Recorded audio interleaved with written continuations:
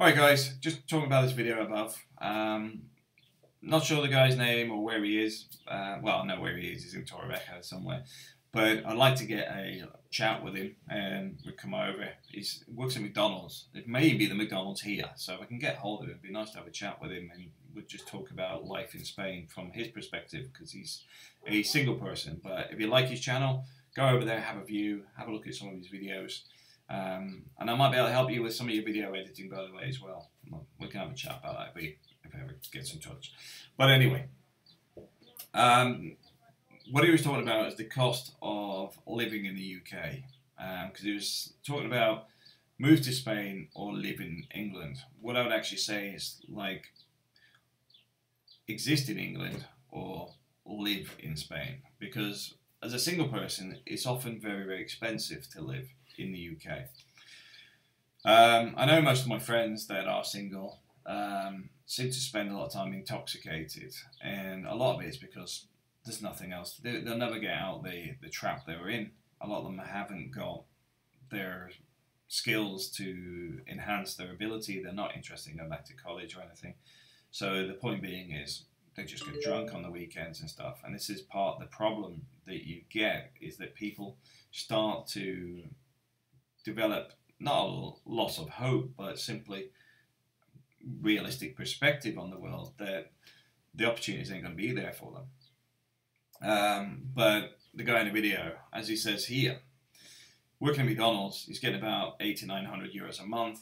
His apartment is 270, which includes his water and electric, which means he's only going to have a bill for the food.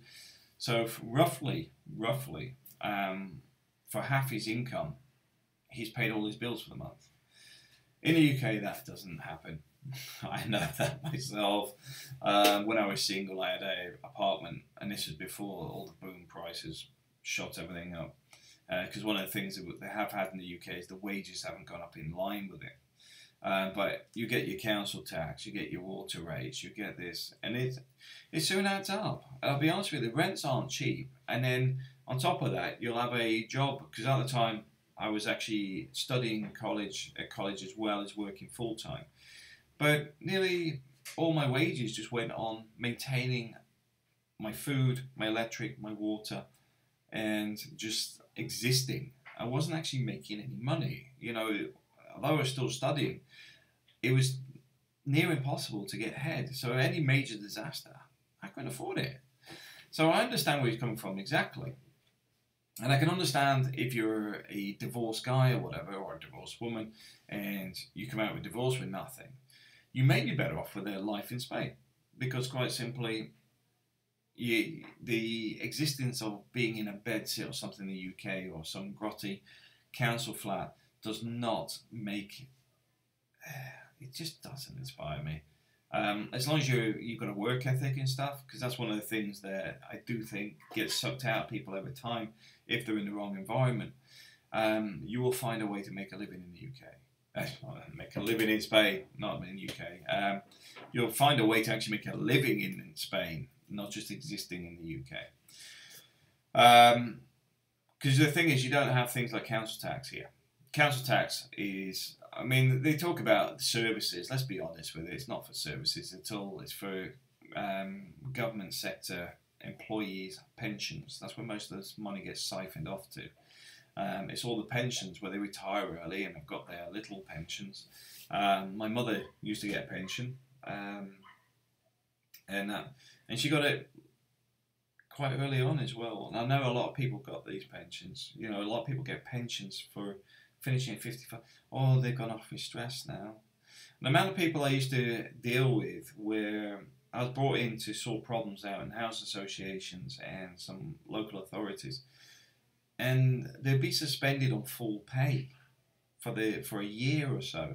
And then when the tribunal and things were coming up, they would just go off sick and then never come back. They would just quite simply take the money for a year. Then when there's actually legal cases pending, just disappear. And often the house associations and whatever would like things to go away quietly. So they would quite simply write it off. And this is your money. This is taxpayers' money. And then obviously you got firemen, policemen and everything else that finish early, they retire very early because they're not fit enough for their roles anymore because due to age. But funny, there's plenty of desk jobs. There's plenty of fat little policemen sitting around in X5s and stuff along the motorway. There is plenty of work they could be doing, and that's why you've got to understand that as a single person or even as a taxpayer, we're often ripped off. We're being told we have to wait until we're 68, 70 retire. I've sort of lost interest in the pension, so probably won't be there when I get there. But the point being is, these guys telling you this are all on early retirement pensions, 55, etc. And they're telling you that you should just put up with it. But please remember, not only do they get that pension, they also get your pension as well, because they obviously get the state pension on top of that pension, which you don't get. And obviously civil servants, I don't think they get taxed on their pensions either. There's a thing, even in Spain, there's a bilateral agreement related to pensions and civil servants. But the point being is, you don't owe these guys nothing. And that's the way I look at this. And this is what the guys on, well, I'm a bit more political. But what he's talking about is the fact as a single person, you can't really get on in life in the UK these days. And I agree with him. Cost of housing is through the roof. It's artificially inflated. It's primed for a collapse. But at the same time, the rents are phenomenally high. They're not justifiably high. The UK has been pumping money into the education system. They lifted the cap on university students, which means they've had an influx of students from overseas, which then artificially increases all the housing pricing around universities and stuff, because obviously that's a wide-spreading effect. And it's all about, these accommodation for students, etc. Sooner or later, something's going to burst. But anyway, here in Spain, you can find cheap rental. The cost of buying a house is still relatively cheap, although I do advise people to rent first, then buy later. Simply because you can move to an area, it could be nice in holiday season and crap in the winter. Or it could be a case of you move to an area and it looked nice when you were looking at buying it, but now you live there, you realise that the neighbours are drug addicts or something. Same as the UK. But the point being is, I recommend renting. But from a single person's view, I get him 100%. I can understand that. I've been there. I understand the UK. You're going, what? I've had my wages and I've just paid everything out. Council tax, and no better off. Here, you got about half your salary in your pocket. Now, the other side of that being, as a family person, my kids, although they get free schooling here, we do pay for the school books. We do pay for certain things, excursions and things like that. Excursions, days out for the kids at school. Don't really see that much in the UK much anymore. My kids here probably get about 5 or 6 of them a year. But they also have a lot of events. There's the marathon. They have this little, they call it marathon, but it's a small run. The kids were doing that the other day. Robotics. My kid, Ubi does Lego robotics twice a week. That's €40 a month. During the summer holidays last year, they were doing the art class. 5 days a week, 3 hours a day for a month was about €160, 180 euros. Very cheap.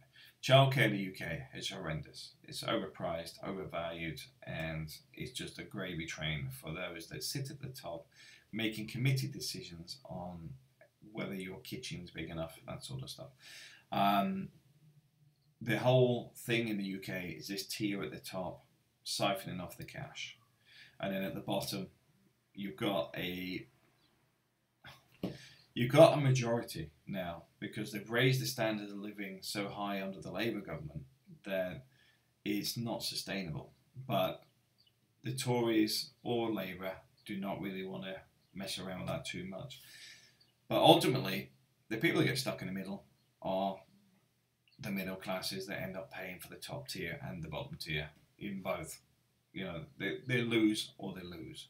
Because if you're trying to help people at a lower tier, you eventually end up costing you anyway, because the top tier are rich enough and powerful enough to actually influence it, so it doesn't cost them nothing, it just costs you more. And that's exactly what's happening. If you look at this new legislation relating to this fee for cans, bottles and stuff at the local stores and things, do you know what? How is a fee going to fix it? Do you know what they should actually be doing? Bottle plants. You know all that stuff they dismantled. As a kid, everything was glass. We used to go to the shops with the glass bottles. I think we used to get 10 pence. I think there used to be, it used to be 10 pence. So we used to go hide, in the bushes and stuff, looking for the bottles, because we get like 6-7 bottles. We could actually get a free bottle of fizzy pop.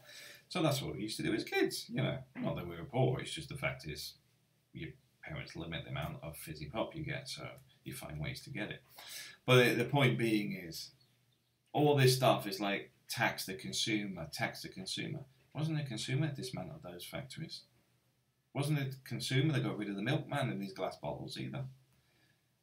It was corporations. It was large supermarkets. It was not the consumer. The consumer had no say in it whatsoever. Because I remember when the jugs appeared, with the milk, you used to get because before you used to get like lots of 1 litre bottles, you didn't get a big bottle. And then these plastic ones started appearing in the supermarket, and that was the beginning of the end for a lot of the supermarkets. For a lot of the milk rounds. So, taxing the consumer ain't right. It's not the consumer that did it. It was corporations. It was the supermarkets. I know who to be taxing, and you just turn around and say, nah, you get rid of the plastic and put the glass back. My personal view on this is often completely wrong. Bit like the bags, taxing on plastic bags to get you to get these biodegradable bags. Anyway, another story for another day. Here in Spain, I find a lot of the stuff, the standard of living's higher. Education, because you have access to a lot of tutors, you can get your kids learning Russian, Spanish, Italian, not Greek, but Ukrainian, French. There's a lot of tutors around in the area, and they're not expensive. Then you've got things like Lego robotics and other bits and pieces. There's plenty of things for kids to do. Then you've got all the sports facilities that are free. In the UK, they sold off a lot of the green lands relating to the schools, because the schools often relate. This is the bit where a prime example of the bits that are a bit sneaky in the UK. A lot of the green fields that are on school land were leased from the local authority. So the school was paying every year for that piece of land that's actually attached to the school. This is why a lot of schools sold them off, because quite simply they wanted, it's cost them a lot of money, and they become housing developments and whatever. So there's a lot of that went on. Same with the selling off of NHS hospitals and building these. like Southmead Hospital in Bristol, which I was actually involved with. I believe the houses that were being built on the old site were inside £500,000 houses upwards each. Can't confirm it, I never went there. But the point is, didn't go into social housing. Didn't go into the fact that there's not enough houses at the bottom rung. It's build them at the top. So in Spain, a lot of that is sort of a level playing field. The local associations here protect small businesses. There's vendor associations and things that protect small businesses.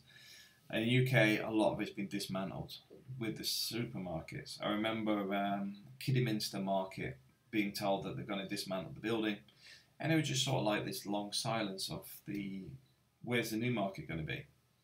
And there was no real discussion. I don't even know they ever built a new market after dismantling it. Worcester did exactly the same. Got rid of the old supermarket, which was very bustling, brought people to the town and everything, in exchange for these stalls that are overpriced and nobody uses. So, in Spain, I do prefer it here. There's many reasons. I do think, although people find them a bit more political in Spain, people are a bit more political, I actually think more Brits should be doing the same in the UK. Because things have just been like matrixed, barcode, Just keep paying, just keep paying. As long as you're paying, we'll leave you alone. If you stop paying, we'll harass you. But the level of quality of life in Spain may have less income, but the quality of life is better, predominantly. From everybody I've spoken to, even with less money, they have a better lifestyle. You know, even if you just don't even eat out and just cook at home, you go and sit on the balcony and just have most of your meals in the home that you would do in the same in the UK. You're sitting with the sunlight. You can go down to your swimming pool, the tennis court, the beach. You know, a lot of free stuff right on the doorstep. And that's even if everything was the same. But I find the food quality is much better here as well. I find in the UK there's far too much processed foods, especially in places like Tesco's. I couldn't understand Tesco's after being away for several years in the Philippines, coming back, and it was just like walking in Iceland. You know, it's like there's too much frozen food here. There wasn't enough fresh produce. But yeah, I find the food quality better as well. So, and I know some people go, oh yeah, well, that's your opinion. It's fine. You're entitled to your own opinion. It's not an argument. I'm just saying it from my opinion. And the same as the guy that actually did the video. And I will put his link above. So please watch his video because you'll get it from his perspective as well. But I do think if you're single or if you can be more mobile, you know, in the sense that you can work remotely, Spain offers a fantastic way of life if you can get good internet. But yeah, I wouldn't be sat in the UK 20 years ago if I knew about this 20 years ago. Thanks for watching.